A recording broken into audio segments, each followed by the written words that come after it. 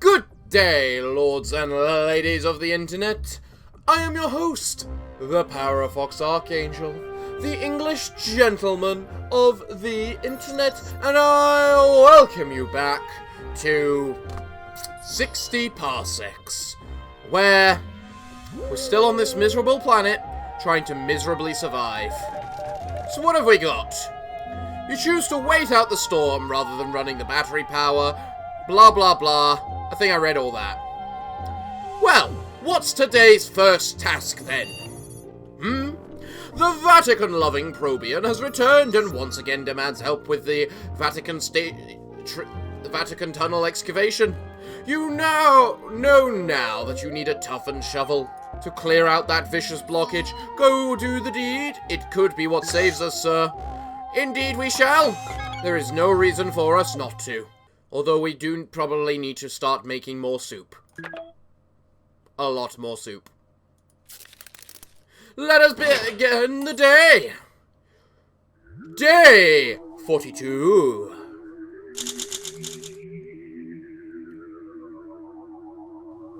Okay.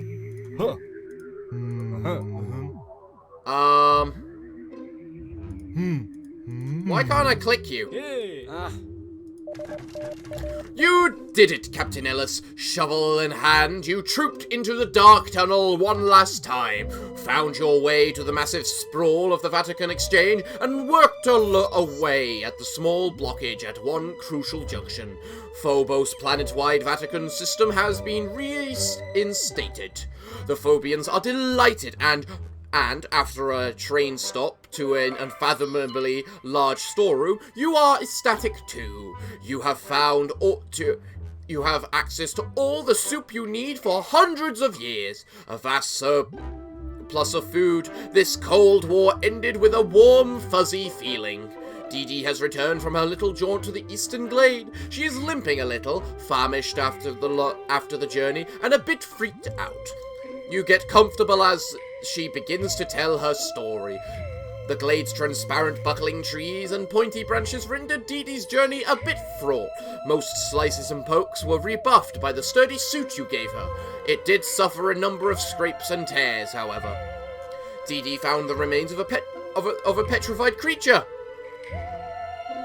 Who transported these outside our solar system? So strange. Anyway, Dee Dee has returned bearing soup. What an eerie but fruitful experience, in the spite of all the spookiness. Dee Dee is safely back in the nest. You are all doing well. Oh! So... we won!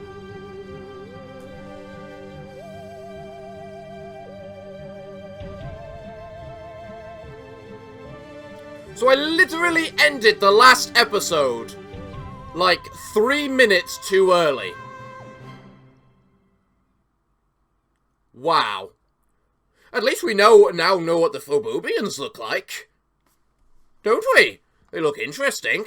And so this Cold War thawed and ended with a warm, fuzzy feeling. Captain Ellis and his crew arrived on Phobos, befriended the locals, killed some other locals, and then activated a long slumbering transport system.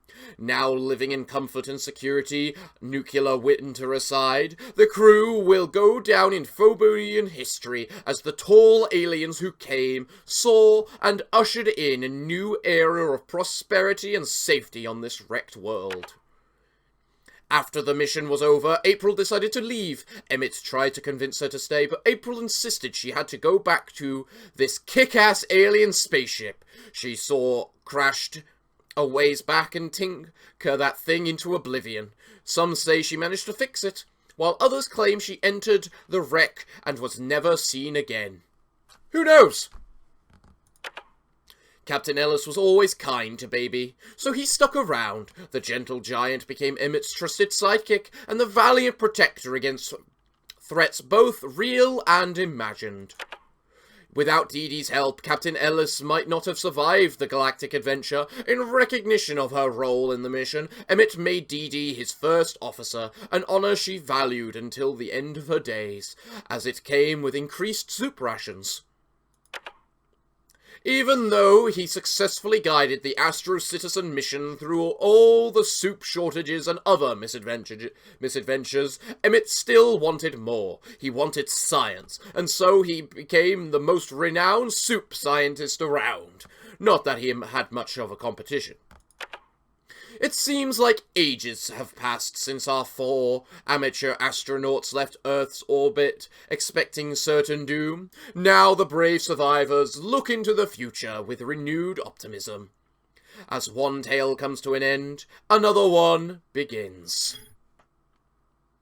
You survived! Day survived 42. Soup consumed 30. Medkits used 3. Sock puppets 1.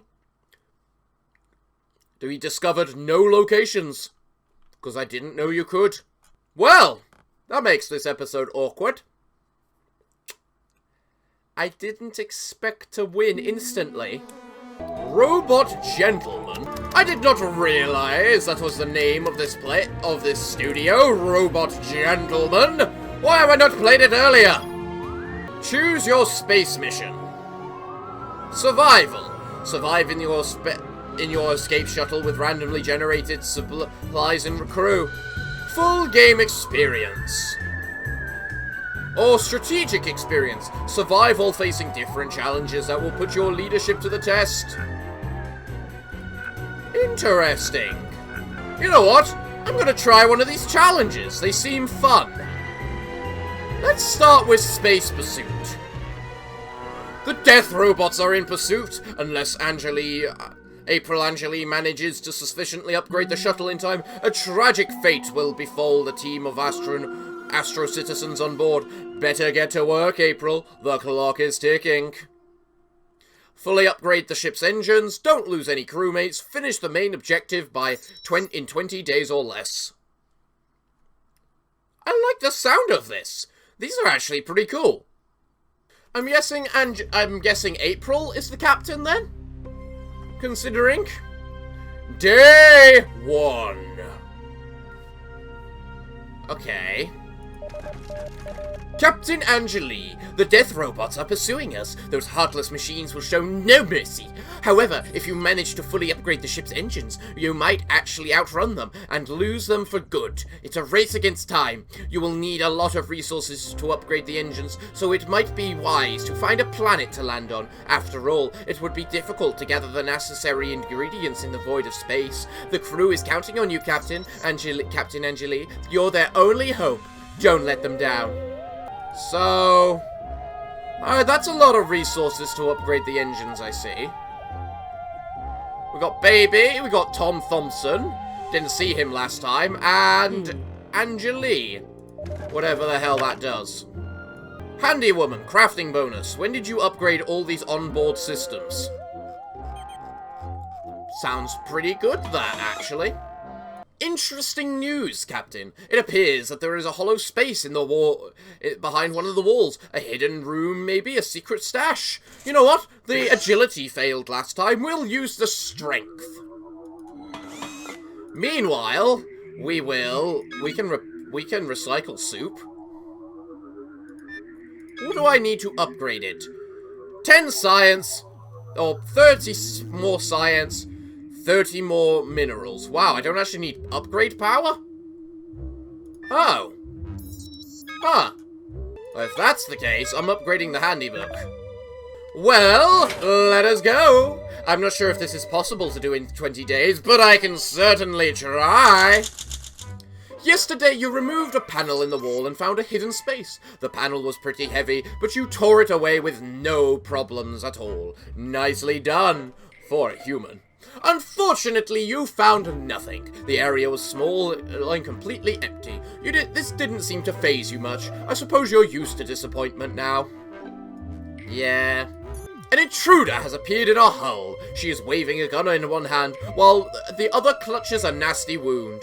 It's you. She looks and moves just the way you do. Your doppelganger screams that she is from a parallel reality, a different timeline of the same world. She demands help and resources, threatening to shoot you if you don't comply. What will you do? Moo statue! Moo statue! We don't have many resources, so starting to build a medkit might not be the worst idea. Go! Day 3! You talked the alternative April Angeli down easily, handling both yourselves like a pro. While she spoke, you discreetly pointed the artifact at her and focused. The alternate April disappeared in a flash of light. She left the gun behind. I'm sorry you couldn't meet under better circumstances. I'm sure, given the chance, you would have liked yourself a lot. Oh no, Captain! One of the storage lockers is jammed and cannot be opened. If it gets worse, it's my favorite locker. We will lose access to some of our supplies if we do nothing. Also, Captain, I will be sad. You'd better act, Captain. Will you use brains or brawn? Brawn, because despite being the engineer, apparently my brawn is better. Why does the engineer have below average intelligence, out of interest? Day 4! Ow! I do not look good. Your valiant effort to open the locker were futile. It's still jammed. Brute force does not work occasionally, if you have the strength for it. And you were hurt in the process. Come on, Captain. Do you have a death wish? That injury does not look good. You seem weak, Captain. It's only downhill from here. Consider crafting yourself a medkit and patching yourself up before it's too late. You are badly hurt, ma'am. Please consider crafting a medkit and treating your injuries ASAP. It won't get better on its own, I'm afraid. That's... I don't know. The oxygen level is dropping. We have a malfunctioning filter in the main onboard support circuits for oxygen waste, or Moscow for short. I don't know who named it, and we cannot rule sabotage. You should fix it. You can reach Moscow from the 0G space between the hull and the outer deck. I think Tom Thompson should go, because he's fairly strength, reasonably agile, and reasonably clever, and not hurt. So, I mean, what's my agility abilities right now? Stiff, average. Exactly. Day 5. As Tom descended below the decks, he noticed an obscene hand drawing an obscene hand drawing of an American and a Soviet. Tom blushed furiously, then tripped into a mass of wires like a fork diving into a spaghetti plate. Still tangled, he forgot to pause the airflow before removing the filter. The carbon dioxide hit him. Tom made a face unlike the Soviet in that drawing. Many brain cells must have died in that very moment. The sacrifice was not in vain, though. We now have a fully functional air filter. If my calculations are correct, the death robots will reach your location in approximately 35 days. Hurry up, Captain. Well, what's Tom's intelligence then? Average. Still better than Baby. Oh, hey, look, a planet! Pay attention, Captain, since this is a doozy. We are approaching a celestial body that appears to be a planet. My scanners detect no life, but some structures on the surface suggest that it was inhabited at one point. The climate is harsh and unwelcoming, but even that beats stranded in space, right? A landing can be attempted, but setting the coordinates will require some complicated calculations. Since you're not exactly a rocket scientist, you will need luck on your side to succeed. Bearing that in mind, should I initiate? Yes. Go. I call that a pretty smooth landing myself. Mootopia. Interesting name.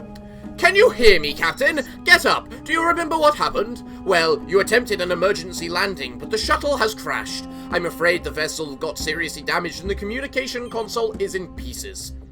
I believe it's not beyond saving, although it will take me a while to calculate the optimal way of conducting repairs. Please remain patient, Captain. For now, take a moment to take in your surroundings. Who knows, perhaps this place will turn out to be some kind of mootopia. Wait, did I just moo? What a weird glitch. I meant utopia, obviously. Right. Now, we can go exploring. What do we need? We don't need batteries and we don't need a shovel. We do need minerals. We don't need power. We do need minerals. We do need chemicals. And that needs a mask.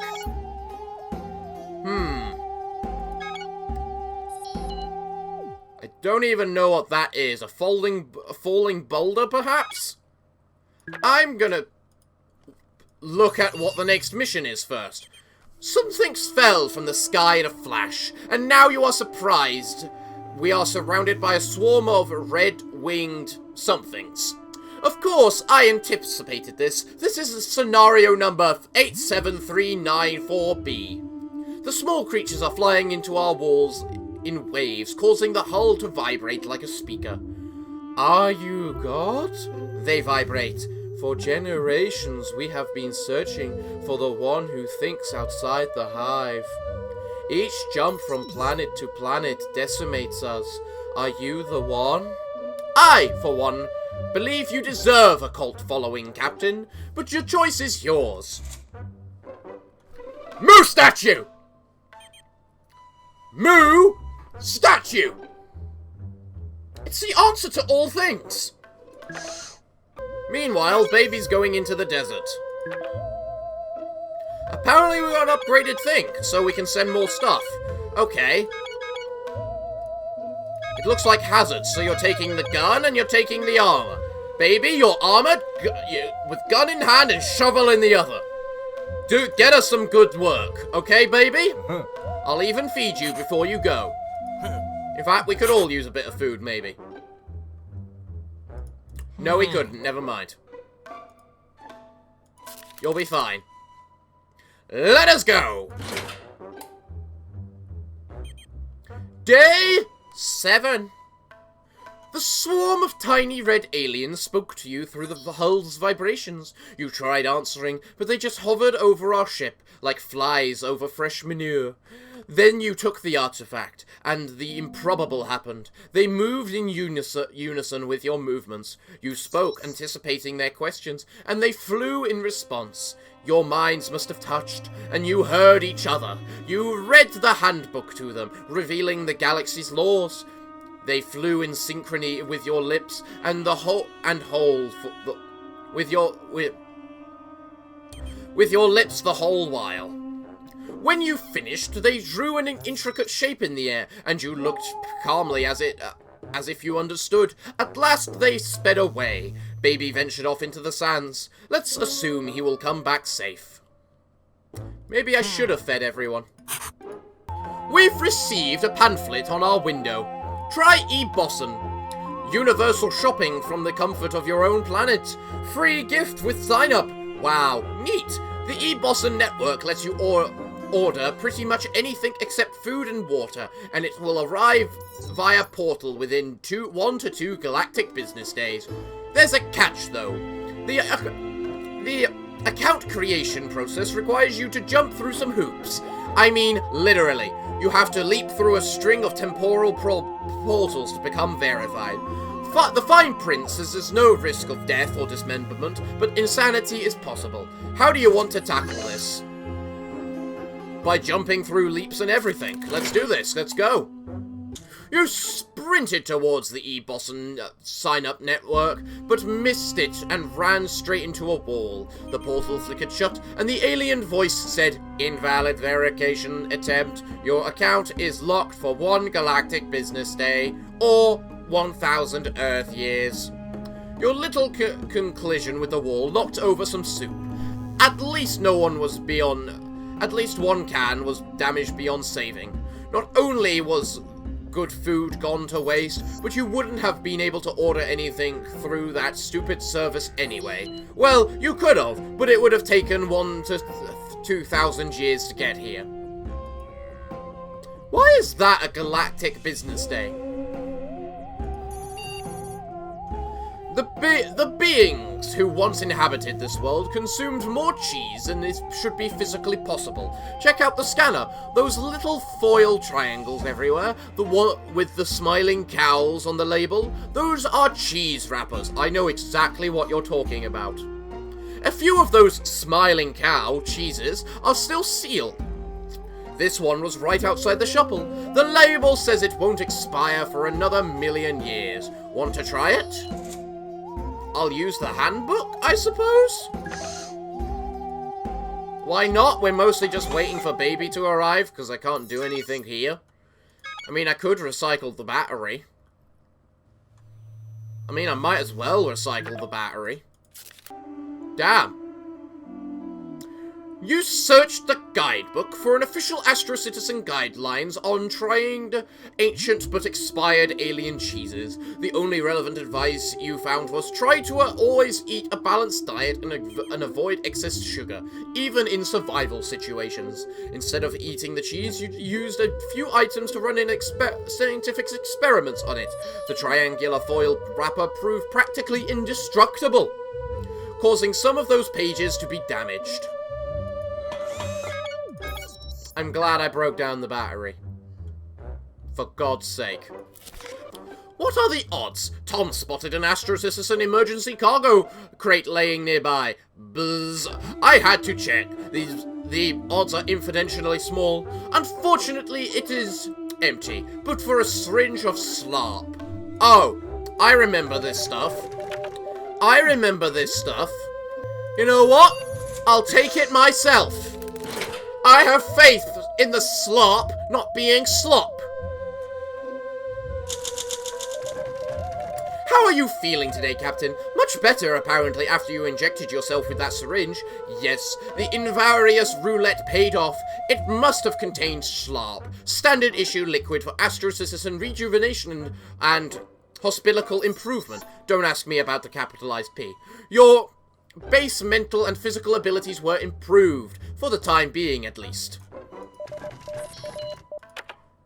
Ah, much better. We now have increased stats. Glorious.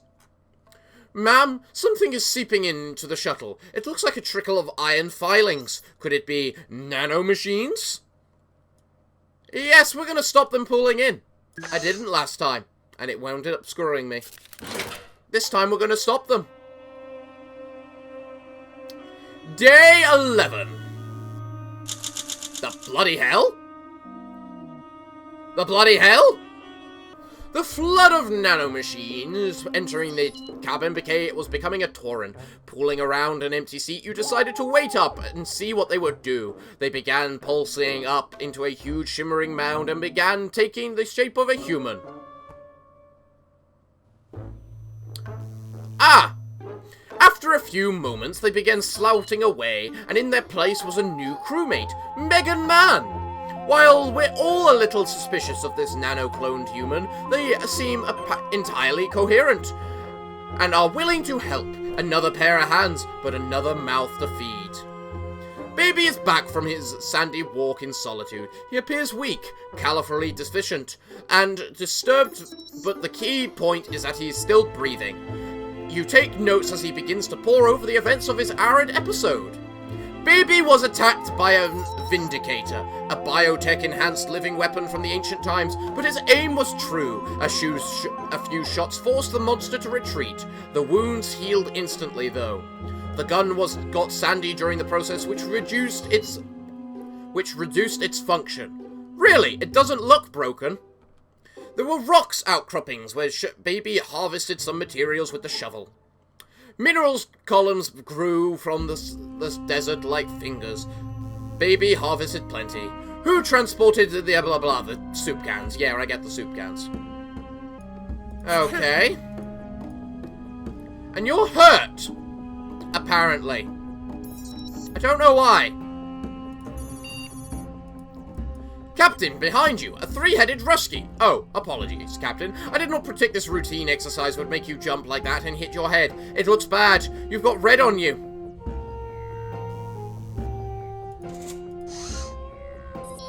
He hurt me. The computer hurt me. The bloody computer hurt me. Well, we might as well send the new person out to, you know, do stuff. That looks like a satanic symbol of some sort, so I'm not sure what the hell to expect out there. You know what? All you need, Megan, is a shovel. Go. Meanwhile, I gotta craft something in order to break it down so that I can get a whatchamacallit. Chemistry, so I can start making a medkit. Are you sure it's wise to ignore that head wound, Captain? I would be worried if I wasn't processing unit, if my processing unit wasn't almost bashed to bits. Are you sure this injury is not compromising your judgment? Or maybe that condition predates this incident? Maybe it's because I don't have the materials to actually repair myself, computer. Did you ever think of that? The damage from the crash is worse than anticipated. Several critical systems were damaged. You can live without the trash compactor, but you need air. What will you use to make the repairs? Moo statue! Moo statue. Moo statue. Day 13. You use the artifact to repeatedly smack the shuttle's wounded life support system back into shape. Your straightforward approach did solve the problem on the third swing, but the artifact was badly damaged.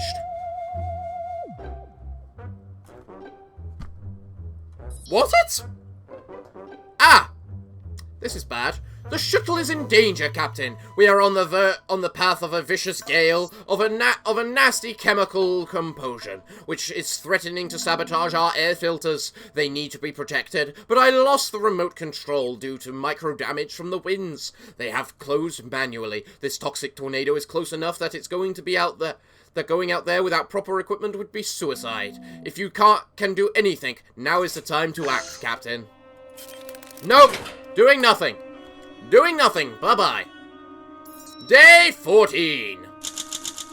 Not wanting to risk the crew's health is generally a good instinct, Captain, but this time around it might have been the wrong call. The toxic winds blew over the shuttle and got into our secured air filters. The chemical makeup of such winds is such that most human organisms are sure to suffer severe pain, nausea, and a plethora of other nasty consequences, some of which I can see already manifesting.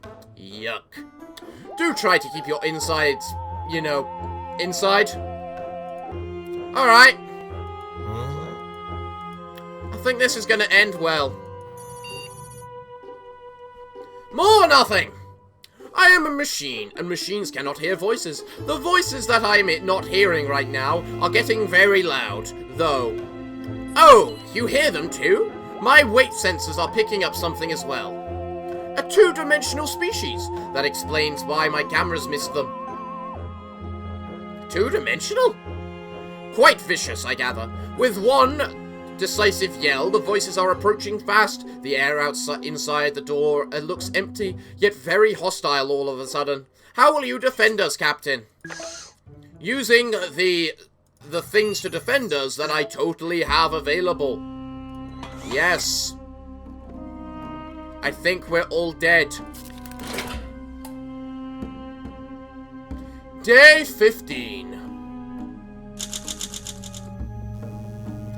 Well, that happened fast.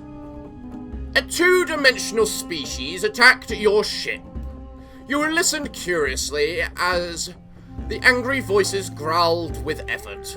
Several laborious hours later, their two-dimensional barricade was ready, reassembling a thin origami napkin to your untrained 3D eyes. It crumpled when you sneezed. The voices sounded devastated. You tried to look impressed and fearful, but they didn't notice. Megan has returned from her trudge to the temple. She appears to be in poor health, in need of a snack, and traumatized. But more to the point, she is alive. You nod as she begins to describe her path of illumination of the bovine persuasion. Megan says her skin tingled and a demonic apparition manifested from the shadows. Was it real or an illusion? Megan admits she fainted from the fear. Megan freed some materials from the temple's priceless artwork with a few smacks of a shovel. There were storerooms containing vats of chemicals. Megan collected plenty. Megan found a lighter while outside. Good job. Who transported blah blah blah. End of expedition report. Megan should get some rest now. Baby starved to death. What? You guys weren't starving. Are you sure he didn't die to his wounds? While doing a routine cleanup of my database, I came upon a blueprint for a device called the flux capacitor. If installed, it might allow us to reassemble our way home. However, it needs to be assembled. Will you try to assemble the flux capacitor? Why even ask? The end.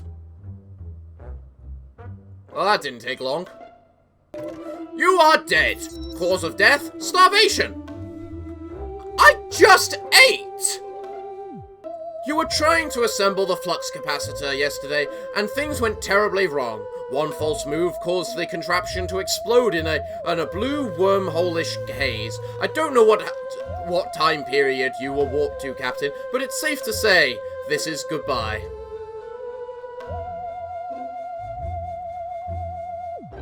How the hell is that starved to death? Mission failed. You survived 16 days.